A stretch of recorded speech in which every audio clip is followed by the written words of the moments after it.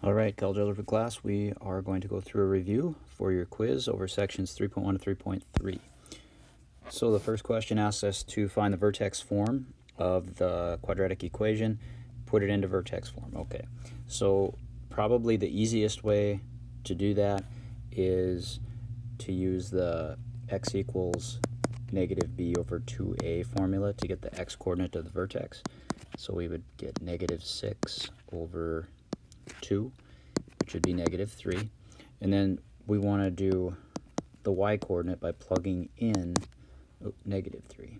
We want to plug that negative 3 back into the equation. So it'll be negative 3 squared plus 6 times negative 3 minus 3. So we're going to have 9 minus 18 minus 3. So that'll be negative 9 minus 3, negative 12. So remember, vertex form looks like this. It's f of x equals a times x minus h squared plus k. And what I found, this is my h right here. That's the x-coordinate. And then k is the y-coordinate to the vertex. And then my a value, because there's no number in front of x squared, that's just 1. So I'm going to write f of x equals x and then minus h, which would be then minus negative 3 or plus 3 squared minus 12. So that would be vertex form of what we have right here. All right.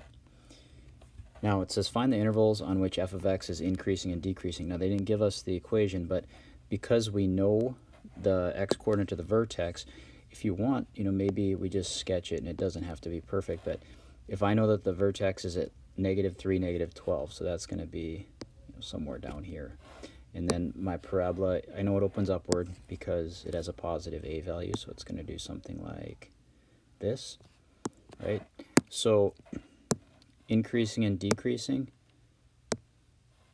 I'm decreasing for all the values until I get to this x-coordinate of negative 1, right? Negative 1 is the important value there. And then I start increasing. So I'm going to say decreasing. That's happening first, and that's from negative infinity to the x-coordinate of negative 1. And then I'm increasing from negative 1 to positive infinity. Okay, so it's all based on the x-coordinate. The x-coordinate to the, oh darn it, sorry about that, guys. X-coordinate was not negative 1, it was negative 3. My bad. Negative 3, we need to change that. Not sure where I got negative 1 from. Okay, so negative 3 is what I should have replaced that with. So it's based on the x-coordinate of the vertex, which is negative 3, not negative 1. So that's what we'd have. So decreasing from negative infinity to negative 3, increasing from negative 3 to positive infinity. All right. Okay, next example, it says write the equation of the parabola in vertex form, so the one that's given down here in this picture. And now in this one, they've actually given us the graph, and the vertex is given to us, so most of the work is done for us. Now the one other thing that we need to pay attention to is the equation was given to us as well, so we can see that the a value is a 2, so that's important as well. So we're going to have f of x equals a, which is 2, and then x minus h, so that's going to be x minus 1 squared, and then y-coordinate minus 3. So there's the vertex form for this one. Okay, domain and range. Those are important questions. So domain of any parabola is always all real numbers. So you could just say negative infinity to positive infinity. That's one way we could do it with interval notation. You could say it's just x is an element of the reals. Sometimes they do that, the set of x such that, or even if you just say the words all real numbers, that's fine. Okay, and then the range. Now the range is based on the y-coordinate to the vertex, right? Y-coordinate's negative 3, and then we've got all the values greater than negative 3. Nothing less than negative 3. There's nothing down here. So we would say in interval notation, negative 3 to positive infinity, and we would include the negative 3.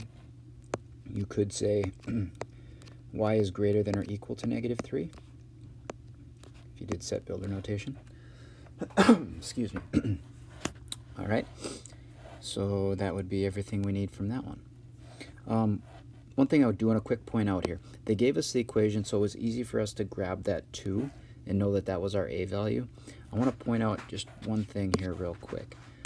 Another reason that I know that it's 2, we know that our parent graph, like the y equals x squared or f of x equals x squared. Just let me do a real quick sketch of that. So we know that the vertex is at 0, 0, and then we have, you know, when we put in 1, we square it, we go up 1. When we put in 2, we square it, we'd go up 4, right? So this is just our general y equals x squared, right? That's our parent graph, like this. This would be f of x equals x squared. That'd just be 1x squared. Now, the kind of the test, like if they weren't giving us this equation, so we saw that that was a 2, the standard graph from the vertex, it always goes, when you go over one x value, it only goes up one x value, and that's the standard stretch, over 1, up 1. Here, what I'm looking at, if I go over, because I have x equals 1 here for the x coordinate, if I go over 1, it actually stretches it up 2, and that's how I know that that's a 2. If they hadn't given me this equation, I would have had to look a little closer at the graph, and that's the easiest way. From the vertex, if you move over one x value, if it goes up 2, it's a 2. If it goes up 1/2 unit, then you'd have 1/2. If it goes up 3, then, so when I go over 1, if I would have had the graph here at, at 0, 0, then it would have had a 3 here. Okay, so it's all based on that vertical stretch. Solve by factoring. Okay, so let's see what we can do with this one. We're looking for factors of negative 36 that add up to positive 5. So that's not too tough. I think if we go 9 and 4, make the 9 positive and the 4 negative. And then our solutions would be x equals negative 9 and positive 4. Not too tricky there. Okay, solve by completing the square. Now, your quiz is going to be multiple choice, so, I won't know if you completed the square or not, but let's just run through that process. So x squared plus 6x, and then the first thing is you want to take the constant, bring that over to the other side, so I have positive 3 here. Now when we complete the square, we always take the linear term divided by 2 and square. So like I would have 6 divided by 2, and then I would square that. So that's 3 squared. I would add 9, and then I have to do it to the other side. So that factors into x plus 3 squared equals 12, and then I solve by taking a square root, so then I have x plus 3 equals plus or minus the square root of 12. Now the square root of 12, 12 is 4 times 3, right? So 4 is a perfect square, and I can bring that out as a 2, so that would be 2 square roots of 3. And so then x equals negative 3 plus or minus 2 square roots of 3. Okay. And then next one, it says let's solve by using the quadratic formula. So to use quadratic formula, we do have to put it in standard form, so let's bring this 7 back over, and we can plug it in. X equals negative b, which is positive 8, plus or minus square root of b squared, so negative 8 squared minus 4 times a times c, which is negative 7, all over 2a. Let's put what a is, all over 2 times 2. Okay, so we're going to have x equals 8 plus or minus the square root of, all right, so now we're going to have 64 minus, and it's going to be a negative number here, right? So that's 8 times 7 is 56. So 64 minus negative 56, which is plus 56, all over 4, right? I'm going to keep working it down here. So 8 plus or minus the square root of, that's going to be 120,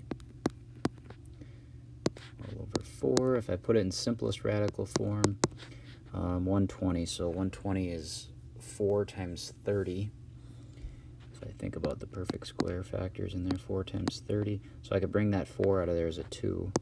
So 8 plus or minus 2 square roots of 30, all over 4. And I could reduce the 8, the 2, and the 4 by a factor of 2. And you do have to reduce all of them. You can't just do the 8 and the 4 and break those down. You have to have this 2 reduce as well. So the greatest common factor of 8, 2, and 4 is just the 2. So this becomes a 1, this becomes a 4, this becomes a 2 on the bottom.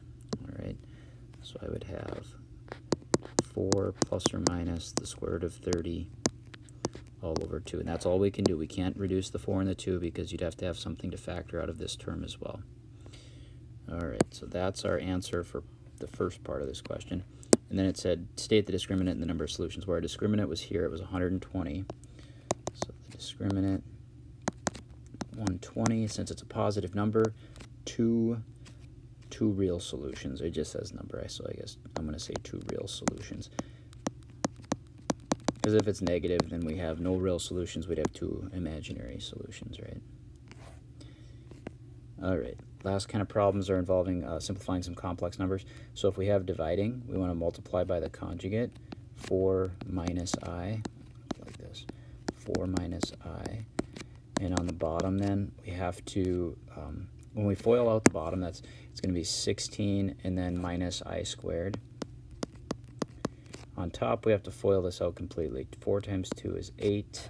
And then if I do 2 times negative I and negative 3I times 12, that's going to be negative 14I. So that's negative 2I, negative 12I. And then finally, last times last would be negative 3I times negative I, which would be positive 3I squared. Now, remember, anytime you have I squared in one of your terms, that just is negative 1. So basically it disappears and changes the sign of your coefficient. So I've got 8 minus 14I, and this would be minus 3 on top. And on the bottom, 16, and that would just be plus 1, because it's 1I squared. So just change that sign. And so 8 minus 3 is 5, so I have 5 minus 14I, and then on the bottom, 17. So that would be how that one simplifies. And last one, so when you have I to a high power, so these powers of I, right, we know that I to the first is, there's nothing to do with that, that's I to the first, but I squared is equal to negative 1.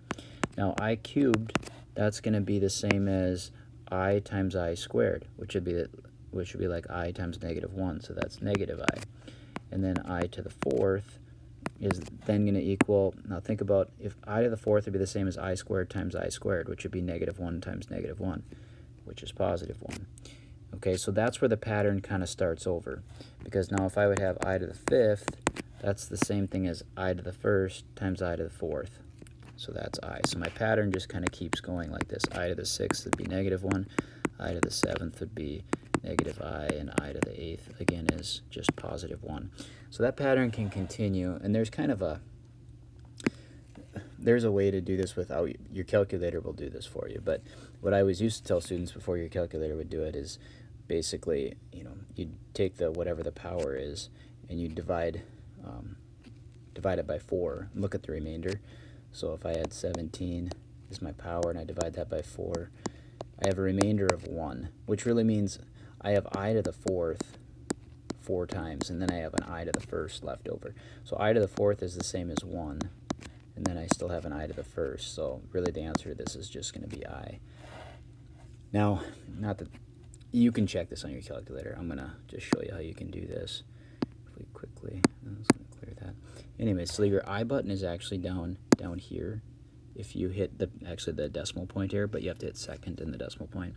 So second, and then the decimal, and then you can do to the power of whatever, 17, and it's going to tell you that it's I, which we kind of figured that out through the pattern, but so you can use that.